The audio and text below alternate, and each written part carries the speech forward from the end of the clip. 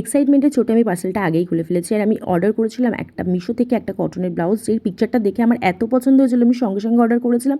আর সত্যি কথা বলতে অনেক অল্প দিনের মধ্যে আমি পার্সেলটা হাতেও পেয়ে গেছি। এই ব্লাউজটা ছিল তসর ব্ল্যাক অ্যান্ড হোয়াইট কম্বিনেশনের মধ্যে কাজ করা একটা ব্লাউজ, আর রেড পাইপিং দেওয়া ছিল এটার মধ্যে। হাতের কাছে যে বর্ডারটা ছিল সেটাও ভীষণ সুন্দর ছিল। সব থেকে খুশি হয়েছিলাম আমি, এই মেটেরিয়ালটা এত সফট ছিল, সত্যি কথা বলতে পিওর কটনের ছিল। আমার ভীষণ পছন্দের, মানে পার্সোনাল পছন্দ হচ্ছে কটনের পোশাক। এই গরমে কটনের পোশাক সকলেরই পরা উচিত।